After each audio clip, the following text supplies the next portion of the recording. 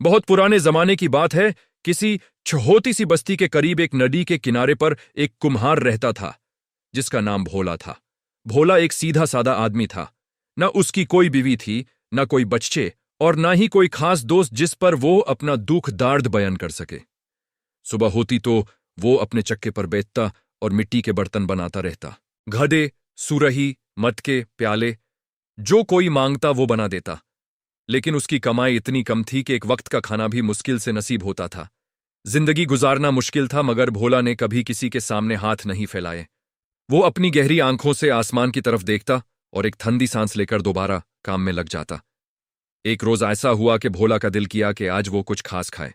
काफी दिनों से उसने सिर्फ सूखा रोटी और नमक खाया था। उस रोज एक अमीर आदमी ने अपनी बेटी की शादी के लिए उससे बहुत सारे बर्तन खरीदे और खुशी में कुछ ज्यादा पैसे दे दिए। भोला के हाथ में थोड़ा सा पैसा आया तो उसने सोचा कि आज खीर पकाएगा। वो बाजार गया, वहां से अच्छा बासमती चावल, दूध, चीनी और हरी इलायची ले आया। घर आकर उसने बड़े प्यार से खीर पकाना शुरू की। खीर जब दुम पर आ गई और उसकी मीठी मीठी खुशबू पूरे घर में फैल गई तो भोला का दिल भर आया। उसने धीमी आग पर हांडी रख दी और सोचा कि थोड़ी देर में खीर ठंडी हो जाएगी। इतनी देर में वो पास के गांव में एक बूढ़े की सुराही देने चला जाता है जो काफी दिनों से उसका इंतजार कर रहा था। उसने चूल्हा धीमा किया, हांडी को कपड़े से ढक दिया और बूढ़े का बर्तन उठा के बाहर निकल गया। जंगल के रास्ते से आते आते एक बिल्ली थी जिसका नाम था रोशनी। रोशनी एक बहुत ही शातिर और तेज दिमाग बिल्ली थी। जंगल में रहती थी, लेकिन आज कई दिनों से कुछ खाने को नहीं मिला था। भूख के मारे उसका बुरा हाल था। घूमते फिरते वो भोला के घर के पास आ निकली। उसने घर के दरवाजे में झांका तो अंदर से मीठी मीठी खुशबू आ रही थी। रोशनी का दिल उछल पड़ा। उसने देखा कि घर में कोई नहीं है। वो दबी पांव अंदर घुस आई और हांडी के पास पहुंचकर कपड़ा हटा के अंदर देखा। दूध और चीनी की मीठी मीठी खीर ठंडी हो रही थी। रोशनी से रहा नहीं गया। उसने झट से मुंह डाला और खीर खाना शुरू कर दी। वो इतनी मगन हो गई कि उसे होश ही नहीं रहा कि कब वक्त गुजर गया। अभी आधी खीर भी खत्म नहीं हुई थी कि अचानक बाहर से कदमों की आवाज आई। भोला वापस आ रहा था। बूढ़े की सुराही देकर वो जल्दी जल्दी वापस आया था क्योंकि उसे भी खीर खाने की जल्दी थी। जब उसने अंदर कदम रखा और हांडी की तरफ देखा तो उसकी आंखें फटी की फटी रह गईं। एक बिल्ली माजे से उसकी खीर खा रही थी। भोला का गुस्सा सातवें आसमान पर पहुंच गया। उसने जल्दी से दरवाजा बैंड किया और एक मोटी रस्सी निकाली और रोशनी को पकड़ के खूब कस के बांध दिया। फिर उसने एक मोटा दांदा उठाया और रोशनी की ऐसी मरम्मत की कि वो बिलबिला कर रह गई। थोड़ी देर बाद दांदा रखता और अपना काम करता, फिर थोड़ी देर बाद उठता और फिर रोशनी को पीटता। रोशनी दाढ़ से तकलीफ में थी, मगर कर भी क्या सकती थी। बंदी थी, भाग भी नहीं सकती थी। रोशनी दिल में सोचने लगी कि अगर ये कुम्हार ऐसे ही मारता रहा तो मेरा यहां से जिंदा निकालना बहुत मुश्किल है। रात जैसे तैसे गुजरी और सुबह जब भोला अपने काम पर चला गया तो रोशनी ने राहत की सांस ली और सोचने लगी कि अब कुछ सोचना चाहिए। बार बार की पिटाई ने उसके जिस्म को सूजा दिया था और इस वजह से वो काफी मोटी ताजी लगने लगी थी। रोशनी कई घंटे सोचती रही। फिर अचानक उसके ज़हन में एक तरकीब चमकी। उसने इर्द गिर्द चक्कर लगाकर खुद को रस्सियों में और ज्यादा जका डी लिया और फिर जोर जोर से चीख के रोना धोना शुरू कर दिया, जैसे कोई यूस कत्ल कर रहा हो। जंगल करीब ही था। जंगल में रहने वाली बिल्लियां जब चीखने की आवाजें सुनाने लगीं तो वहां एक बिल्ली थी जिसका नाम चमकी था। चमकी और रोशनी बचपन की एक दूसरे की सहेली थी। जब चमकी ने अपनी दोस्त रोशनी की आवाज पहचानी तो वो बेचैन हो गई। चमकी आवाज का पीछा करती करती भोला कुम्हार के घर के पास पहुंची। उसने कान लगा के सुना तो आवाज अंदर से आ रही थी।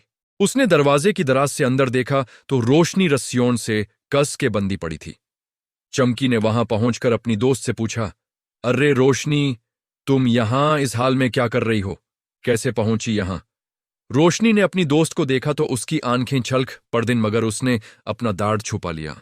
थोड़ी सी मुस्कुराहट अपने चेहरे पर लाते हुए उसने कहा, अरे यार चमकी, मैं तो यहां बहुत मजे कर रही हूं। तुम जंगल में भूखी प्यासी मारी मारी फिरती हो और मैं यहां आयश कर रही हूं। चमकी ने जब अपनी दोस्त को देखा तो वो सच में काफी मोटी ताजी लगने लगी थी। चमकी ने हैरान होकर पूछा, मगर ये बात मुझे समझ नहीं आई। ये मजे कैसे मिल रहे हैं तुम्हें और रस्सियों से क्यों बंदी हो? रोशनी ने बड़ी होशियारी से काम लेते हुए कहा, यार मैं तुम्हें सब बता सकती हूं, लेकिन एक शर्त पर।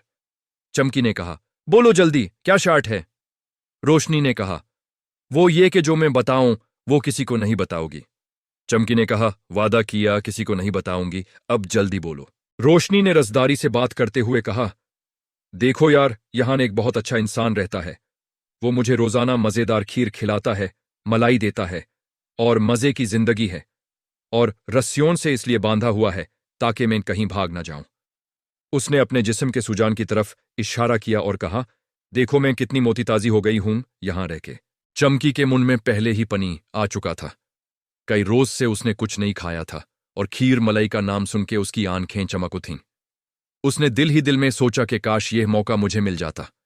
रोशनी ने देखा कि उसकी दोस्त उसकी बात में आ चुकी है। उसने और करीब होकर धीमी आवाज में कहा, यार तुम मेरी पक्की दोस्त हो, इसलिए मैं चाहती हूं कि तुम भी कुछ दिन यहां रहकर मजाए करो। तुम मेरी रस्सियां खोलो और मैं तुम्हें अपनी जगह बांध देती हूं। कुछ दिन में तुम भी मेरी तरह मोती ताजी हो जाओगी और खीर मलाई खाओगे।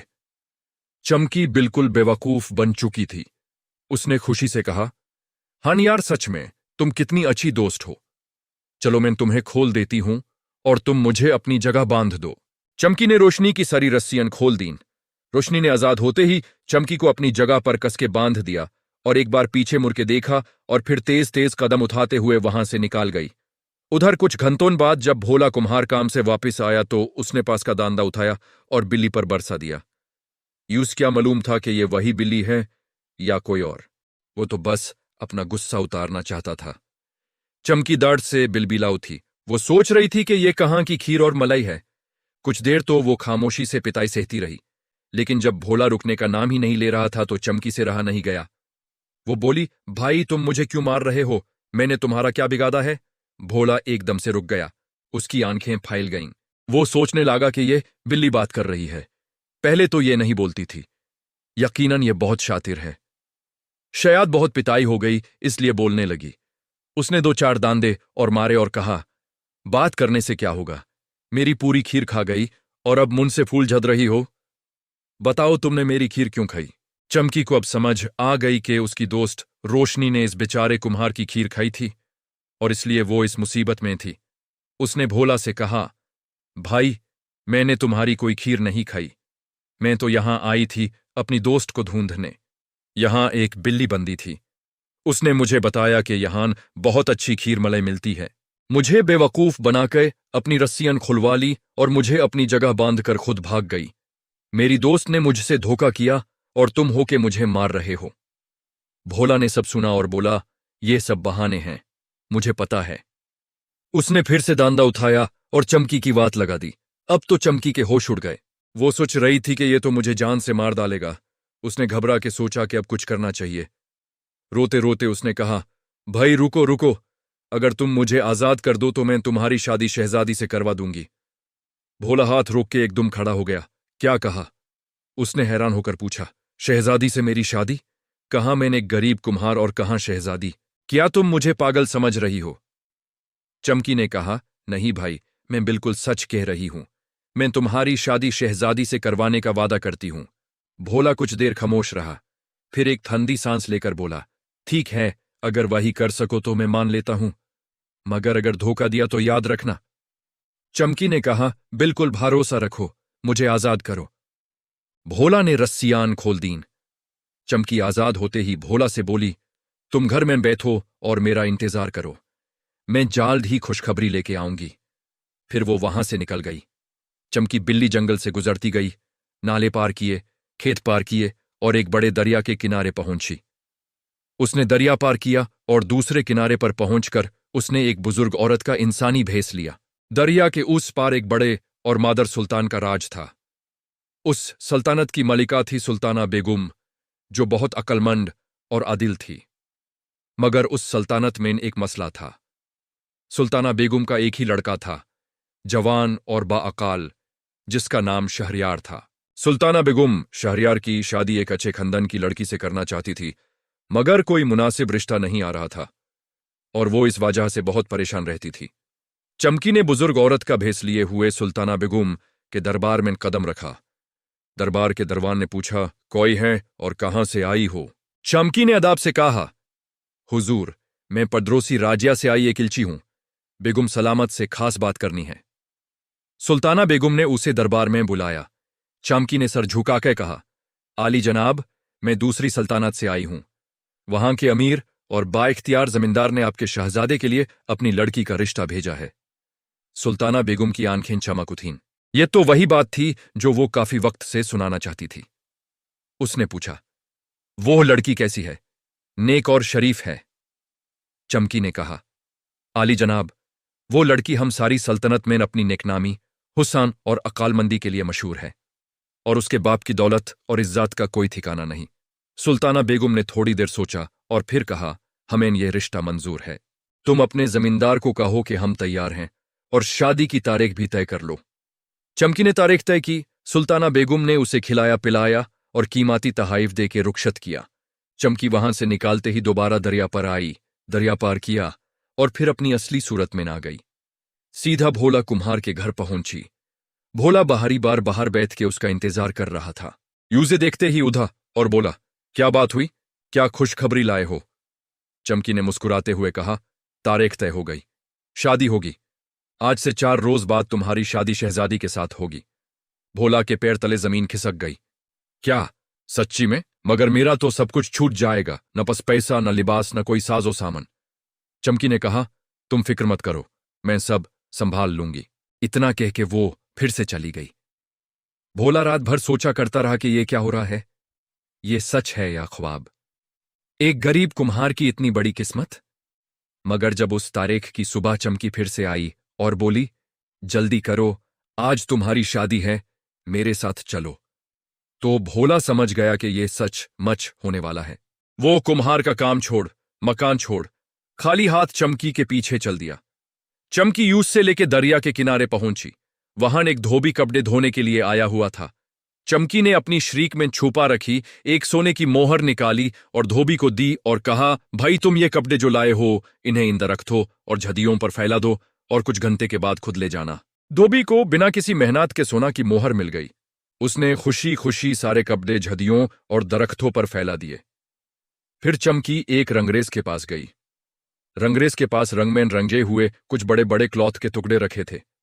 चमकी ने उसे भी एक सोने की मोहर दी और कहा, इन रेंजिन का पर्दे के गाथों को दरिया के पास जाके छोड़ी दो ताकि ये पानी में बहने लागें।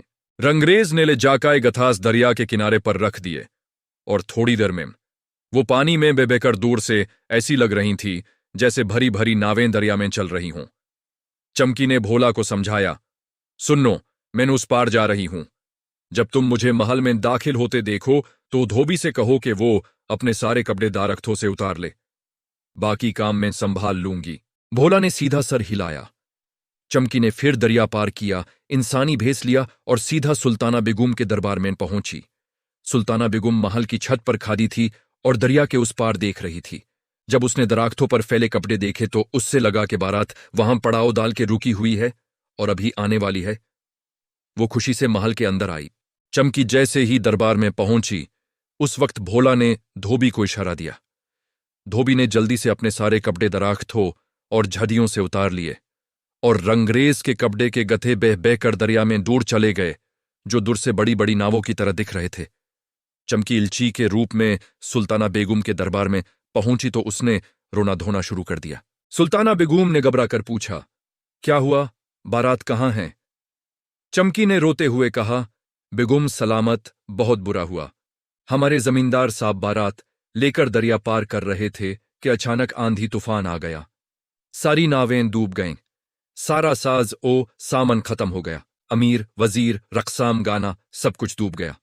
सुल्ताना बेगम ने हाथ मुंह पर रख लिया। अर्रे अल्लाह, ये क्या हो गया? और मेरे होने वाले बेहू के बाप कहाँ हैं? क्या वो भी? चमकी ने कहा, अल्लाह का शुक्र है बेगम सलामत के वो जिंदा हैं। मैं भी जिंदगी बच के आई हूं, मगर उनका सारा लिबास दरिया ने लीजा। एक गरीब आदमी से एक पुराना कुर्ता लेकर पहनाया गया है उन्हें, और वो अभी दरिया के उस पार अकेले खादे हैं। सुल्ताना बेगम ने तुरंत हुक्म दिया, अभी जाओ और हमारे होने वाले बेहू के बाप को पूरी इज्जत के साथ यहां लाओ। एक लम्हा भी तकीर मत करो। दरबारी लोग फौरन दरिया के पास पहुंचे। उस वक्त धोबी अपने कपड़े लेकर जा चुका था और रंगरेज के कपड़े भी दरिया की तह में जा चुके थे। सिर्फ भोला कुम्हार एक पुरानी धोती में हैरान परेशान दरिया के किनारे खादा था। दरबारियों ने उस इज्जत से सलाम किया और नाव के जरिए दरिया पार करवाया। महल में आकर सुल्ताना बेगम ने भोला को बहुत इज्जत दी, नए नए लिबास पहनाए, अच्छे अच्छे खाने खिलाए और उसी रोज बादी धूमधाम से शहरयार से भोला की लड़की शहजादी और शहजादा शहरयार की शादी होने लगी। अब यहां एक मसला था, भोला की कोई बेटी नहीं थी। चमकी ने वक्त पर यह बात समझी और उसने सुल्ताना बेगम के दरबार में जब इल्ची का भेस रखा था तो उसने एक जमींदार की बेटी का रिश्ता शहरयार के लिए भेजा था, लेकिन वो एक जमींदार की बेटी थी। चमकी ने दोनों सल्तनतों के दरमियान ये रिश्ता इस तरह बनाया कि दोनों तरफ का अंदाजा थोड़ा थोड़ा गलत था। जब हकीकत सामने आई कि भोला एक कुम्हार है, शहजादी जरा ने पूछा, बाबा ये तो कुम्हार है ना? सुल्ताना बेगम ने भी हैरान होकर देखा, मगर इस वक्त चमकी इल्ची के रूप में आगे बढ़ी और उसने कहा, बेगम सलामत, ये सच है कि इनकी जात कुम्हार की है, मगर इनके हाथ में वो हुनर है जो सोने जैसा कीमती है। मिट्टी को वो ऐसा ढालते हैं जैसे कोई फनकार। और सबसे बड़ी बात यह है कि ये साहिब इंसान हैं, नेक हैं, सीधाए हैं और किसी से कुछ मांगने वाले नहीं। ऐसी जात की क्या कमी होती है दुनिया में? सुल्ताना बेगम कुछ देर खामोश रही, फिर उसने अपनी बेटी जरा की तरफ देखा। जरा ने सर झुका लिया, मगर उसके चेहरे पर कोई नापसंदीदगी नहीं थी। सुल्ताना बेगम ने भोला की तरफ देखा। भोला सीधा खड़ा था, आंखें नीची की हुए, सर पर कोई गरूर नहीं था। सुल्ताना बेगम ने एक लंबा सांस लिया और मुस्कुराते हुए कहा, ठीक है, इंसान का किरदार उसकी जात से बादा होता है। आज से ये हमारे दमाद हैं। और दरबार में तालियां बाज उठीं। भोला को खुद यकीन नहीं आ रहा था। उसने चमकी की तरफ देखा। चमकी एक कोने में बैठ के मुस्कुरा रही थी। शादी बदी धूमधाम से हो गई। जरा और भोला की शादी के बाद चमकी कुछ दिन महल में रुकी। एक रोज उसने भोला और सुल्ताना बेगम से कहा, मैं अपनी बात पूरी कर चुकी हूं, अब मुझे इजाजत दीजिए कि मैं अपने लोग टके वापस जाऊं। भोला ने बहुत रोकना चाहा। उसने कहा, तुम यहां रहो, तुम हमारी सबसे बादी दोस्त हो, तुम नहीं होती तो यह सब कुछ मुमकिन ही नहीं था। चमकी ने मुस्कुरा के कहा, यार, मेरे जंगल में भी मेरा एक जहां है, मुझे वापस जाना होगा। सुल्ताना बेगम ने उस कीमती तोहफे दिए और इज्जत से रुखसत किया। चमकी बिल्ली महल से निकालकर जब जंगल की राह पर चली तो रास्ते में उसे रोशनी मिली। रोशनी ने जब चमकी को देखा तो पहले तो घबरा गई कि कहीं चमकी उसे मारे ना, लेकिन चमकी ने मुस्कुरा के कहा, दोस्त, तुमने मुझे धोखा दिया, सच में दिया, मगर तुम्हारे उसी धोखे की वजह से मुझे ऐसा मौका मिला जिसके बारे में मैं कभी सोच भी नहीं सकती थी। रोशनी ने हैरान होकर पूछा, क्या मतलब? चमकी ने पूरी दास्तान सुनाई। रोशनी की आंखें फाती की फती रह गईं। कुछ देर वो खामोश रही, फिर बोली, दोस्त, सच में मुझसे गलत हुआ। तुमने मुझे माफी दी और इससे भी बढ़कर मुझे इस बात की शर्मिंदगी है कि तुमने इतना बड़ा काम कर दिया और मैं तो सिर्फ खीर खा के भाग गई थी। चमकी ने रोशनी का हाथ थामा और कहा, छू दो यार, जिंदगी बहुत छोटी है, आओ आगे चलें। दोनों सहेलियां मिलकर जंगल में वापस चली गईं और भोला कुम्हार वो महल में रहने लगा। जरा से उसकी मोहब्बत दिन ब दिन गहरा होती गई। वो कभी भी अपना कुम्हार का काम नहीं भूला। महल में भी उसने एक छोटा सा तख्त बनवाया जहां वो मिट्टी के बर्तन बनाता था। जरा को ये बहुत अच्छा लगता था। वो घंटों बैठ के भोला को काम करते देखती रहती। भोला कहता, मैं एक कुम्हार था, कुम्हार हूं और कुम्हार रहूंगा, बस मेरा दर्जा बदल गया है। सुल्ताना बेगम ने भी वक्त के साथ जाना कि भोला सच में एक गहरे दिल का आदमी है और सल्तनत की सबसे बड़ी दौलत यही है कि उसके दामाद का दिल साफ है और नीयत सीधी। तो दोस्तों, ये थी एक गरीब कुम्हार भोला की कहानी जिस पर एक शातिर मगर वफादार बिल्ली चमकी ने एहसान किया और उसकी जिंदगी हमेशा हमेशा के लिए बदल दी। इस कहानी में बहुत सी बातें हैं सोचने की। पहली ये कि अकाल और होशियारी अगर नेक इरादे से काम आई तो दुनिया में कोई मुश्किल नहीं जो हल नहीं हो सकती। दूसरी ये कि जो इंसान वादा करता है उस पूरा करना चाहिए, चाहे कुछ भी हो जाए। तीसरी ये कि जिंदगी में अच्छी या बुरी किस्मत से ज्यादा अहम यह है कि तुम कैसा दिल रखते हो। भोला ने महल में भी अपना सीधापन नहीं छोड़ा और इसी वजह से उसने सबके दिल में इज्जत पाई। और चमकी बिल्ली ने अपनी दोस्त के धोखे के बाद भी अपना ज़ियारफ नहीं खोया और इस वजह से वो दुनिया में एक बहुत बड़ा काम करके गई। दोस्तों, उम्मीद है कि यह कहानी तुम्हें पसंद आई होगी।